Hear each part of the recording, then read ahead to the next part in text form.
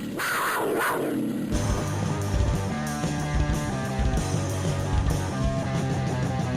Hornqvist sends Huberdeau into the Tampa zone. Huberdeau glides in, puts it out in front, they score!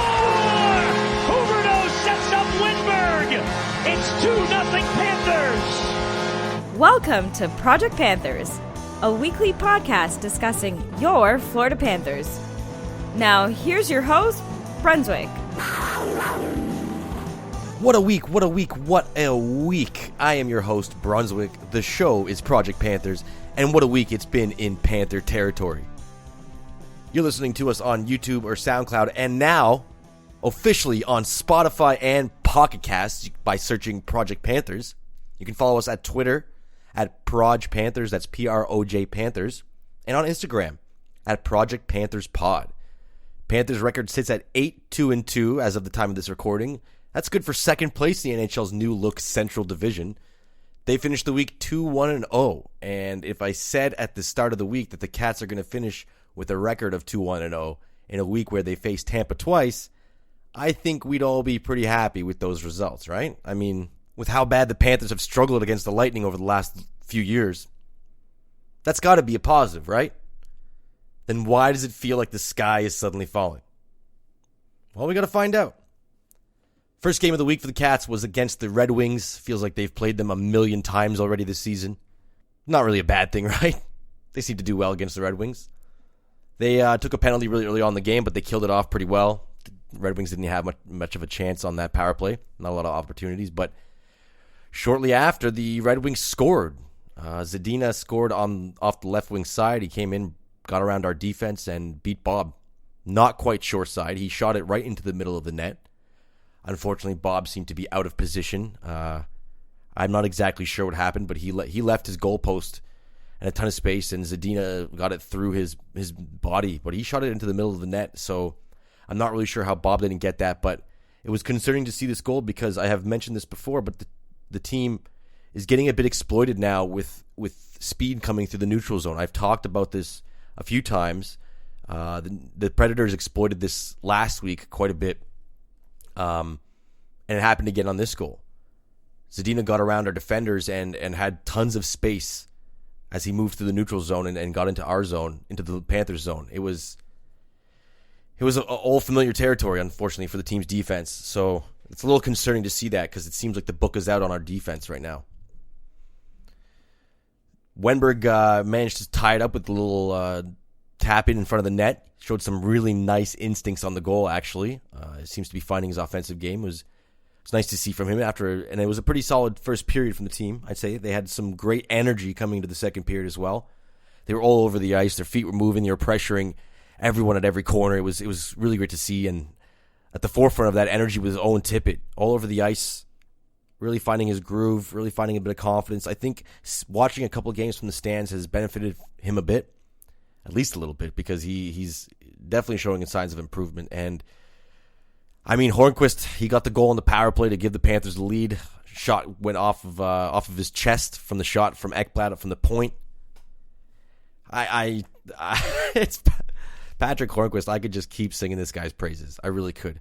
He scores goals in every single way, and this one's a testament to that. Going right off his chest and beating Thomas Greiss over his shoulder. I thought Carter Verhaeghe had a bit of a struggle with this game. Some errant passes, plays weren't connecting, seemed a bit off, and Bob made a huge series of saves at the end of the second period to preserve the 2-1 lead. I thought that play continued really well for him into the third period. The team seemed a bit slow in the third. I don't know if it was fatigue or what, but they seem to have lost a bit of a step in the third period, and Bob stepped up and made some pretty great saves to preserve the lead and let the Panthers walk away with 2 points. I really like the fourth line in this game too. I thought Ryan Lomberg and Brett Connolly getting back into the lineup was a positive for the team. They brought really, really good grit and a lot of pressure. They were pretty relentless every time they stepped on the ice, and for a fourth line, that's all you really want to see. And I was pretty impressed with Brett Connolly in this game. You know, he's a professional, and it really goes to show because a lot of guys could sulk. You know, he's not a top-line superstar, but he's also not a fourth-line player traditionally. He's kind of like that second, third-line guy that scores goals and does little other things here and there. But, he could sulk and take this quote-unquote demotion personally and mail it in when he shows up on the ice, but he clearly is not, because the effort is there. He's making the small plays. He had a really good back check in the second period that I noticed. He was the only guy back there, actually. Both of our defensemen got caught pinching, and he managed to get back and nullify a play that the Red Wings had. So, nice to see from both Wennberg and Connolly. That's all you want from the fourth line, really. Just energy and to continue to build whatever momentum your team is building at the time.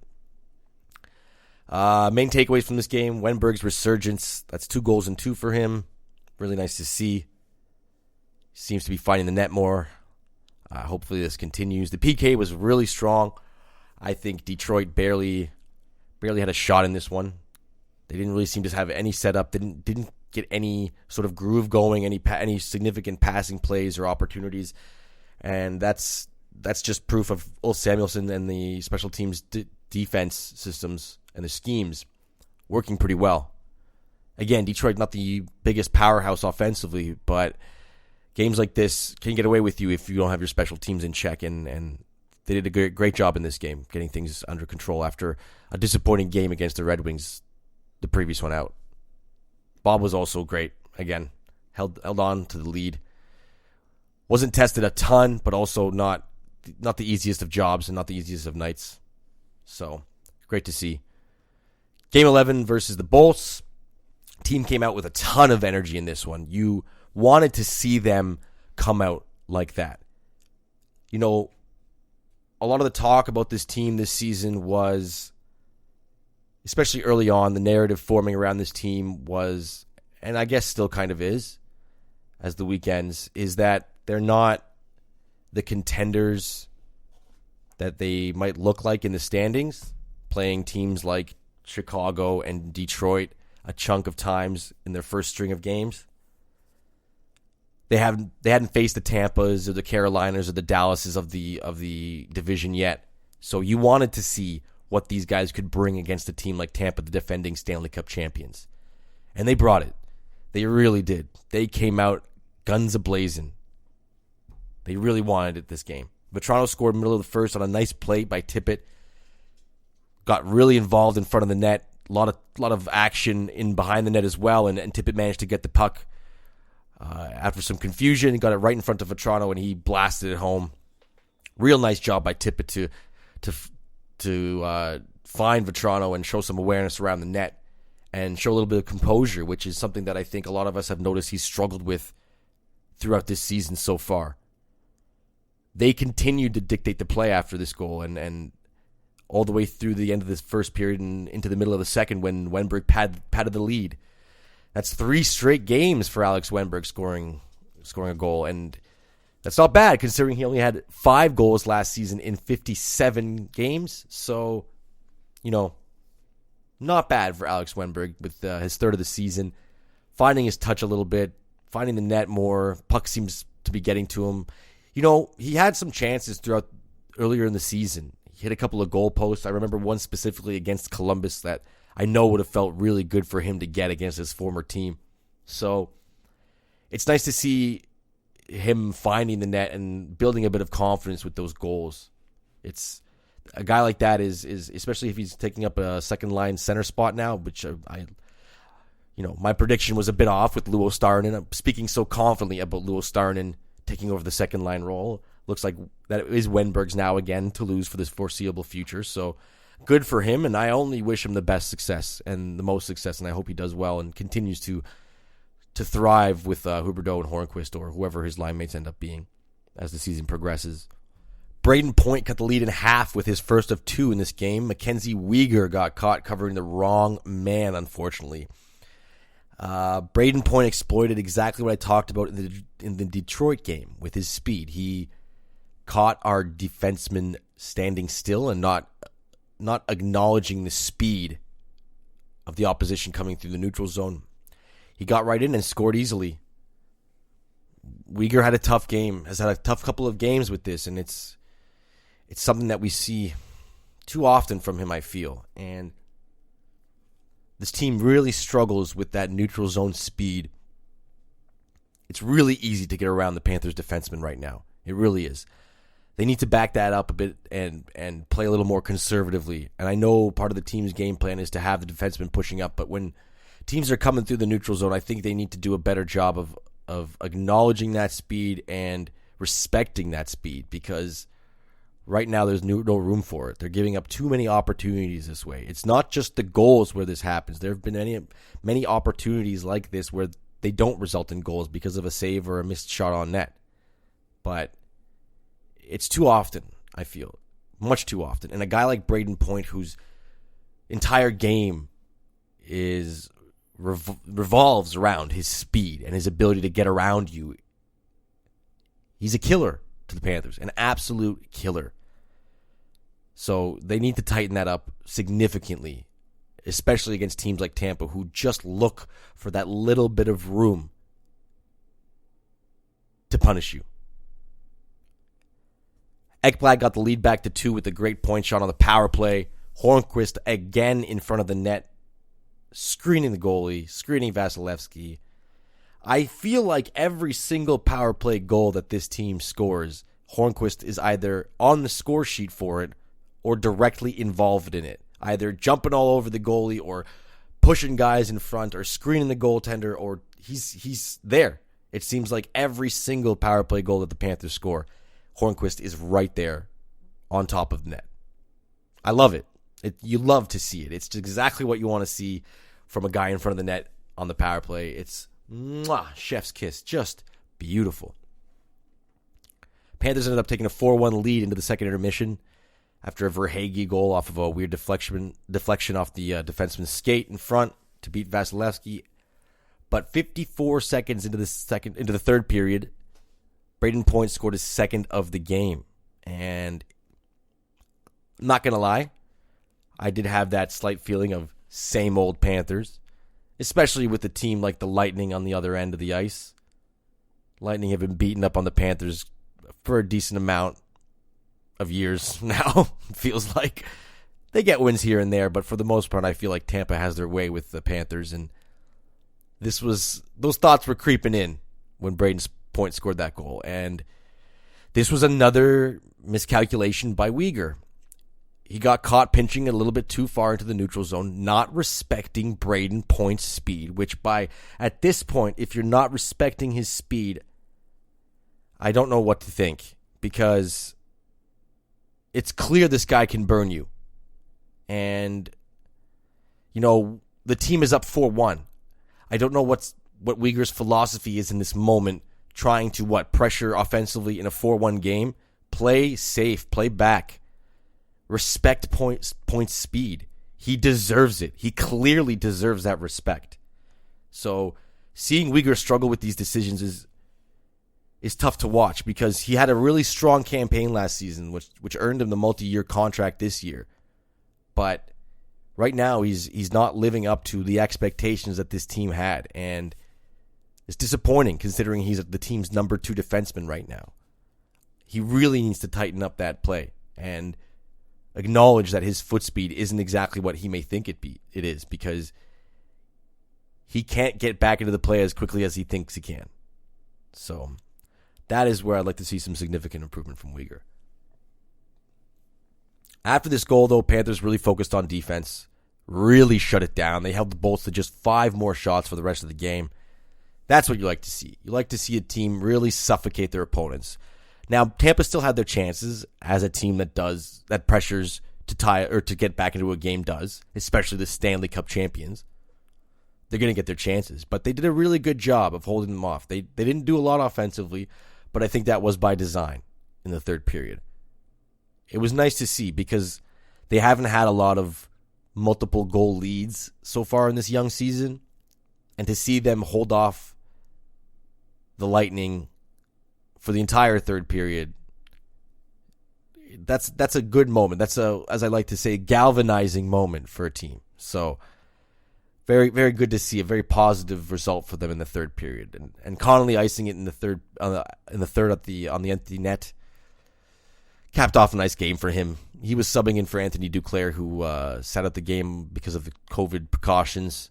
So Connolly got the start on the top line and played a good game. It was nice to see. Main takeaways from this game: this was the best game of the season for the Cats, for sure. They knew they had to come out and play against this opponent, and boy, did they come out and play. It was top to bottom a really great performance. Suffocated the Lightning all game long. They didn't play scared. You know, I said you can't play a team like this scared. Tampa Bay deserves your respect, obviously. They're the Stanley Cup champions. They've been a dominant team in the NHL for multiple seasons now. But you can't play them scared. You have to be in their face. You have to pressure them. You have to not give them an ounce of space on the ice. And they didn't. Not an inch, not an ounce, not a moment to breathe. They came out to play, and they got the result because of it. They outshot the Lightning 29-21. I mean, holding the defending Stanley Cup champions to 21 shots, definitely something to be proud of. They won 60% of their faceoffs. Lou Starinen was 7 for 8. Again, great performance. This was a great game for this team, and confidence were at a sky high for the season going into Game 12 against the Bolts on Saturday. But this one was a completely different game. A completely different game. Panthers showed up with some good energy in the first. Held the Bolts to just 4 shots for the entire period. I think this stat is a bit deceptive, though. They had a ton of chances that they missed on, the Bolts, I mean. They were missing the net quite a bit in that first period. I think the shot total should have been at least closer to 9 or 10. But Bolts just couldn't get it on net. It wasn't as dominant as a defensive period as the numbers suggest. That's for sure. But their energy was good. They came out skating. But it wasn't the same level as Thursday night.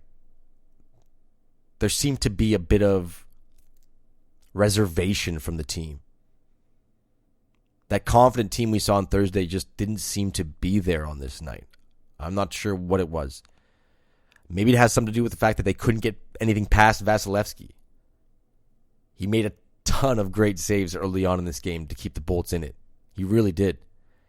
That is an all-star, high-end caliber goaltender. He's impressive to watch. He stopped Duclair on a couple of really good chances. And honestly, Anthony Duclair back in the lineup after COVID precautions for Saturday night's game. He is snake bitten isn't even the word anymore, right? Can you even say snake bitten anymore? I'm not sure. Cursed? Can we go as far as saying cursed? Right? I don't know. But it's past the point of jokes, and I guess it's a little bit concerning now. How much is he in his own head about this, about not being able to finish his opportunities? And he's had some glorious opportunities, and honestly, this game was filled with a few of his best of the season. I really hope it's one of those things where when he finally gets one, the floodgates open.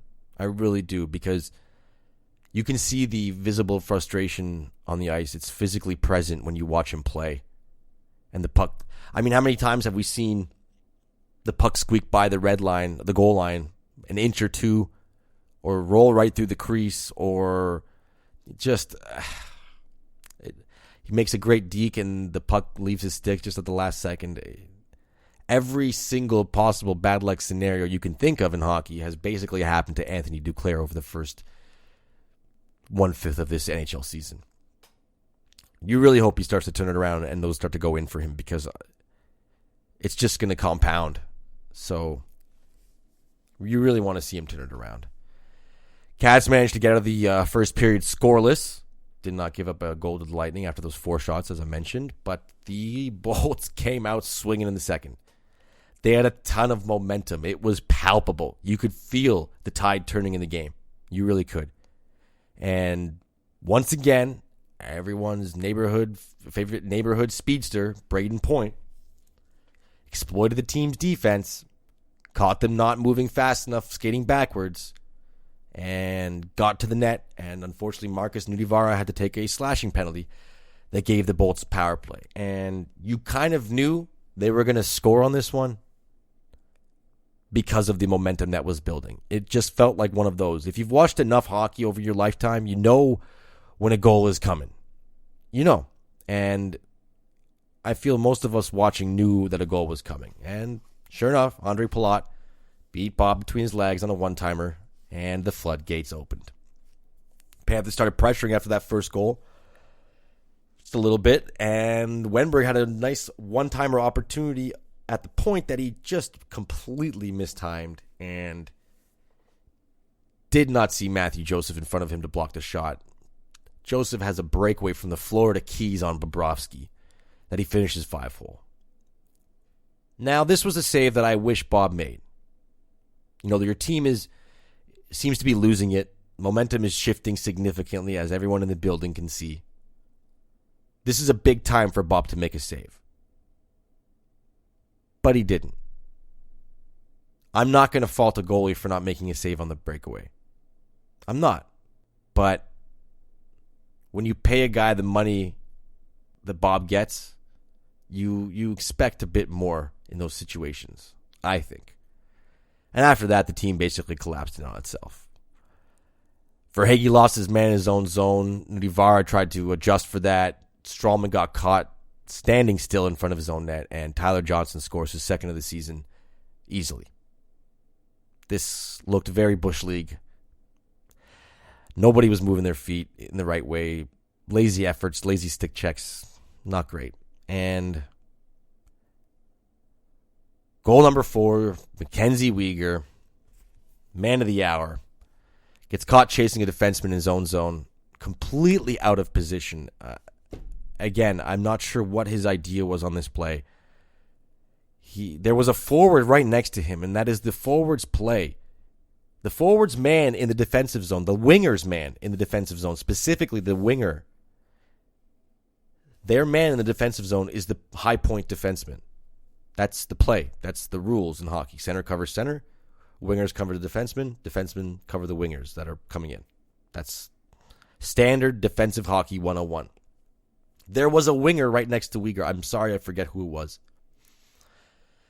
Weegar didn't need to pressure the defenseman who was 20 feet away from him with the puck. So he left the front of the net, and that left Stralman alone in front with 2 Bolts. Of course, the shot got through. Rebound right in front. Stralman can only cover one of 2 sticks. Easy tap in goal number 4. Avoidable mistake. Very avoidable mistake. Is Weegar trying to mimic Matthew Joseph and get a breakaway and score a goal off of a blocked shot? I don't know what his idea was on this play. But it wasn't the right move. Not much Stralman can do by himself in front of the net, right? I will say the Cats showed up in the third period, but it was a little too late. I really just wanted them to show up. I wanted to see a bit of an effort in the third period. You know you're not going to win this game. Bolts aren't going to give this up at this stage. Show me some effort. And they did. So I will say, Vetrano got another goal. Connolly made a nice pass to him. So the effort was there in the third period. So that's one positive I'll take away from this. But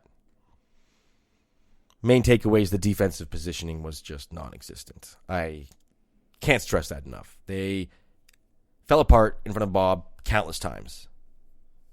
Guys were not in the right position. Guys made weak efforts on the boards. Poor decisions covering a man. Textbook mistakes, top to bottom. Disappointing to see after a great effort from this team on Thursday. Really disappointing to see. And Bob did an okay job in this game. I mean, he was okay.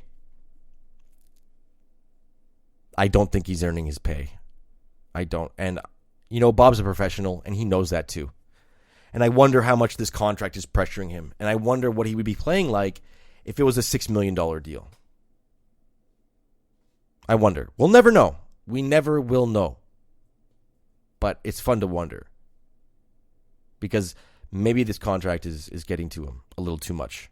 And he's putting too much pressure on himself to succeed, which can be very tough.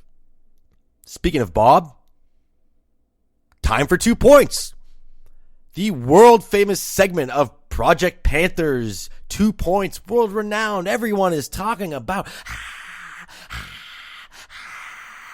2 points, 2 points, 2 points. Everyone is talking about the world-famous segment, 2 points of Project Panthers. Point number 1, Sergei Bobrovsky. I'm going to say it again. Bob is not playing like a $10 million goalie. I don't think anyone can say he is. The 6-1 loss to Tampa on Saturday was Bob's 7th game in a Panthers uniform where his save percentage was in the 700 digits or less. In the same time span, Carey Price has had exactly 0 games at 799 save percentage or less, and that's in 10 more games played. I really thought he was turning it around after the Detroit game. He played stellar all night. But I was cautiously optimistic about it because historically he's owned Detroit. It shows how badly this team needs him in games like the 6-1 loss to Tampa. If Bob makes the save on Joseph in the second, maybe the Cats find new life and tie it up. Maybe they don't. He leaves a team with very little room for error because I feel that he barely bails them out, all things considered.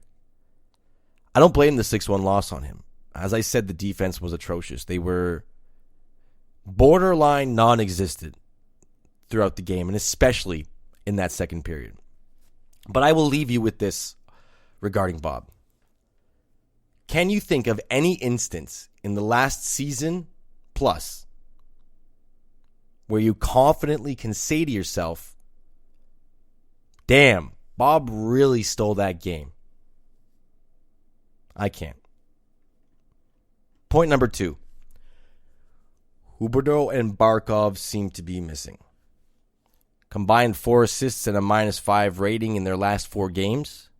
After looking the best that he has in his career, Barkov seems to have regressed back to how he was last season. Maybe he's playing injured again. Can we really keep bringing up an injury as an excuse for his lackadaisical play? Again, lackadaisical for a guy like Barkov is still pretty decent. I'm not going to lie. Still noticeable, still playing decent, but in the first 6 or 7 games this season, he looked different than he does now. He's lost that extra step. He's more timid on decisions. He's not shooting the puck with urgency anymore. I mean, it felt like he was shooting almost everything in the first few games, and now he's regressed back to his old ways. But honestly, I'm less concerned about Barkov than I am Huberdeau. His 5-point night may have just been a flash in the pan for the season.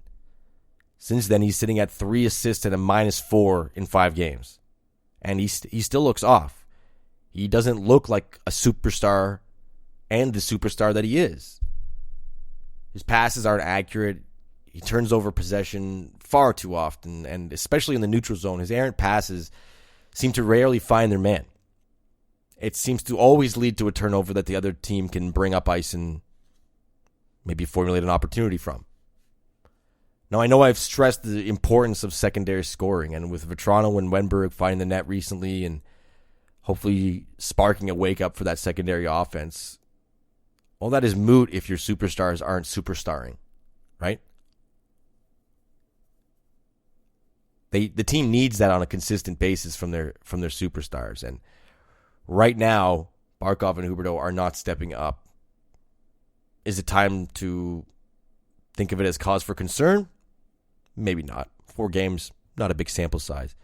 Again, I am a bit more concerned about Huberdeau than Barkov. I think the grander picture of Huberdeau's play this season is that of a player looking a little lost out there and not performing with the precision that we're accustomed to seeing from them. It's tough, and you hope he figures it out because they need it. The team really needs Huberdeau and Barkov firing on all cylinders at all times, especially against teams like Tampa and Carolina later this week, and eventually Dallas. And I mean, even Chicago not looking as bad as everyone thought, right? Well, that's it for me, friends. The Cats have a pretty busy schedule with 4 games coming up this week. All of these on the road after an extended homestand for the Panthers. Monday, they're up against Tampa to close out the 3-game series, hoping for a 2-1-0 split, but who knows what kind of team will show up in Tampa Bay on Monday. Then they have the Hurricanes for a weird 5 p.m. Eastern start on a Wednesday night, so make sure you set your alarms early on that one because you do not want to be going to the TV at 7 o'clock because you will be missing most of the game. So make sure you're ready for that one at 5 on Wednesday. And then back-to-back against Detroit to close out the week in Detroit. So they're playing the Red Wings for the 78th and 79th time this season, or whatever that number is at this point. Hopefully the Cats get a couple of wins there. I am Brunswick, and thank you again for listening to Project Panthers. You can find us on YouTube, SoundCloud at Project Panthers, at Twitter at PROJ Panthers, on Instagram at Project Panthers Pod. And as I said at the beginning of the podcast, we are now on Spotify and Pocket Casts. You can search Project Panthers and you'll find us. Thank you once again for joining me this week. I am Brunswick, and have a week!